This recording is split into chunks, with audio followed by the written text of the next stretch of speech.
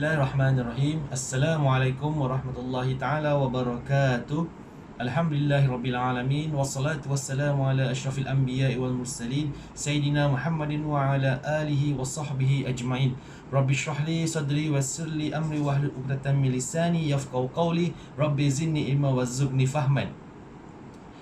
Alhamdulillah para pendengar sekalian, alhamdulillah pertama kali kita panjatkan kesyukuran kita kepada Allah Subhanahu Wa Taala yang telah dan masih memberi kita nikmat iman dan nikmat Islam. Kita masih lagi dapat bernafas, kita masih lagi diberi peluang untuk bertaubat kepada Allah Subhanahu Wa Taala, dan mudah-mudahan kita dapat melengkapi Ramadan, puasa pada bulan ini dengan sempurna insya-Allah. Dan baiklah para pendengar sekalian, hari ini tazkirah ringkas saya kongsikan mengenai aku, kamu dan Al-Quran. Aku, kamu dan Al-Quran. Di mana kalau kita faham tentang kita faham balik topik ini, aku, kamu dan Al-Quran ini mengatakan kita ni sebenarnya dia orang kata tu dia related. Maksudnya di sini adalah kita ni ada berhubung kait. Maknanya saya, para pendengar dan juga Al-Quran ini berhubung kait. Dan pertama sekali saya ingin bertanya lah, pertama kali kita perlu tanya pada diri kita ni, apa itu Al-Quran? Barangkali jawapan yang kita terima ni berbeza-beza lah, pelbagai. Tapi yang kita perlu faham ini sebenarnya Al-Quran ini adalah kalam Allah, firman Allah Subhanahu Wa Taala. Cuba kita faham balik. Kalam Allah artinya adalah kata-kata Allah Subhanahu Wa Taala, di mana Allah Subhanahu Wa Taala telah menurunkan Al-Quran kepada umat manusia dan kepada Nabi Muhammad sallallahu alaihi wasallam untuk menjadi panduan kita semua. Jadi Al-Quran itu adalah kalam Allah. Para pendengar sekalian, bila kita faham mengenai kalam Allah tu, kita tahu mana dalam Al-Quran itu semua adalah kata-kata Allah Subhanahu Wa Taala yang Allah nak sampaikan kepada hamba-hambanya supaya kita faham. Itu Al-Quran tu bukan kalam daripada manusia, bukan kata-kata puisi, bukan syair yang manusia boleh fikirkan dan letak dalam Al-Quran. Tidak. Tapi dia adalah firman Allah Subhanahu Wa Taala. Nah, kita faham bila mengatakan firman Allah Subhanahu Wa Taala ni, itu adalah kalam-kalam yang suci, yang di mana tak ada cacat celanya, kerana ia datang daripada Allah Subhanahu Wa Taala. Jadi keutamaan membaca Al-Quran. Lalu Allah Subhanahu Wa Taala berfirman dalam surah Al-Hud ayat pertama, suatu kitab yang ayat-ayatnya disusun dengan rapi serta dijelaskan secara terperinci, yang diturunkan dari sisi Allah yang Maha Bijaksana lagi Maha Mengetahui. Ayat-ayat yang disusun dengan rapi serta dijelaskan dengan terperinci. Surah Al-Hud ayat pertama. Kita faham sini di mana ayat Al-Quran ni bila Allah turunkan ni, ayatnya semua disusun dengan rapi, begitu cantik sekali, dan penjelasannya yang terperinci. Ini Al-Quran yang di mana itu adalah syafaat, insya-Allah syafaat nanti kita di akhirat kelak. Juga Allah Subhanahu Taala berfirman, dan sesungguhnya kamu telah diberikan Al-Quran dari sisi Allah yang Maha Bijaksana lagi Maha Mengetahui. Surah An-Naml ayat ke-6. Dan Allah Subhanahu Taala, kita ni sebenarnya telah diberi Al-Quran di sisi Allah Subhanahu Wa Taala. Jadi para pendengar sekalian, kita faham sini bahawasanya hakikatnya sebenarnya kita ni tidak boleh lepas daripada Al-Quran.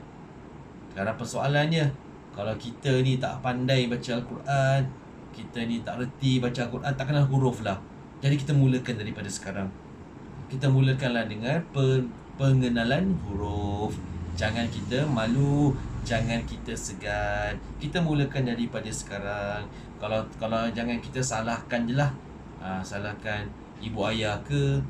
Dulu mak bapak saya tak pernah hantar saya. Jadi saya memang butuh huruf daripada dulu. Jadi saya akan salahkan mak bapak saya di akhirat kelak. Jangan. kita janganlah jadi manusia sedemikian. Jadi kita nak kena berubah. Maknanya kita mulakanlah, kalau kita ada anak-anak ke apa, takkan kita masih nak generasi kita ni generasi yang buta Al-Quran. Tidak mungkin. Kalau contohnya kalau saya ni tidak pandai baca Al-Quran, takkanlah saya nak anak-anak saya pun buta Al-Quran. Jadi saya nak kena usaha untuk kenal huruf Al-Quran, baru saya akan didik anak-anak saya untuk mengenal huruf Al-Quran. Dan para pendengar sekalian, dan kita waspadalah akan balasan bagi orang-orang yang zalim.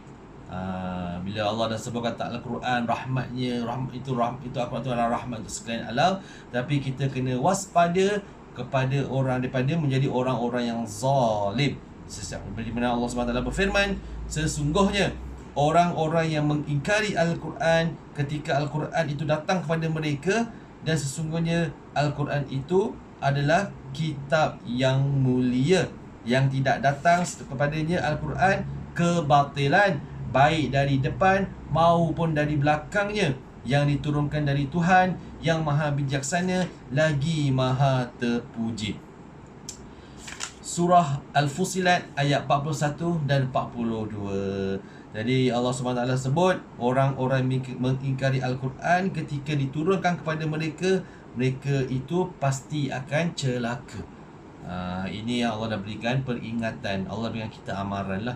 Maksudnya bila Al-Quran itu turunkan kepada kita dan kita mengingkarinya, pasti mereka itu pasti akan celaka.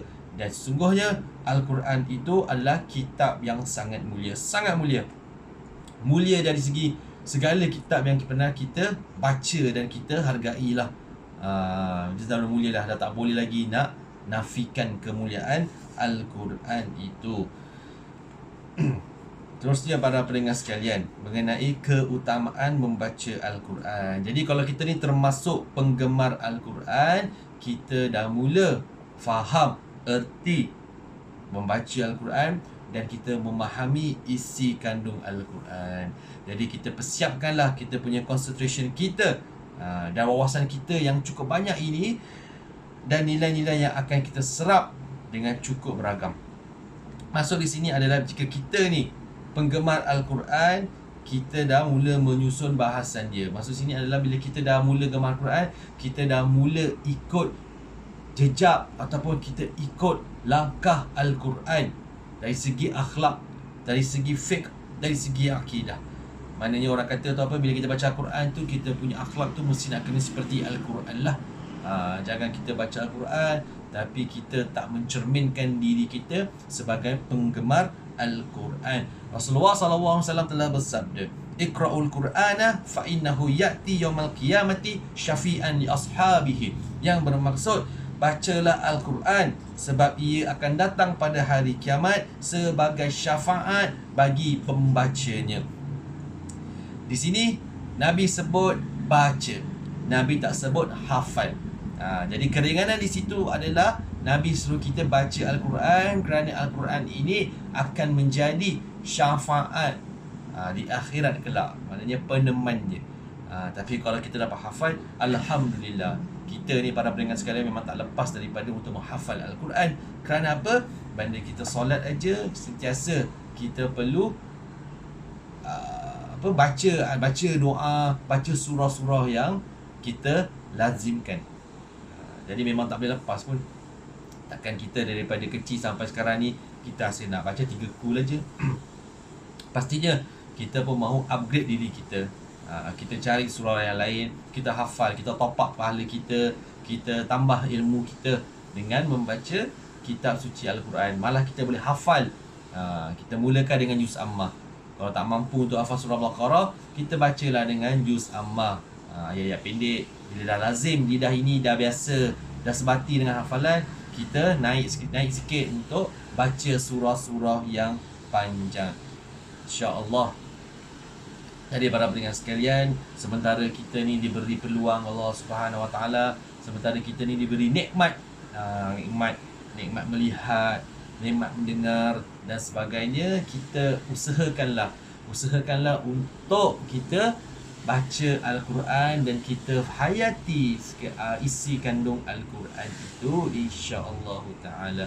Sempena bulan Ramadan yang kita sedang melalui ini, mudah-mudahanlah dengan kita beristiqamah, dengan kita berniat untuk menjadi yang lebih baik, mudah-mudahan Allah Subhanahu Wa Taala membantu kita dengan apa niat kita yang baik, insya-Allah taala.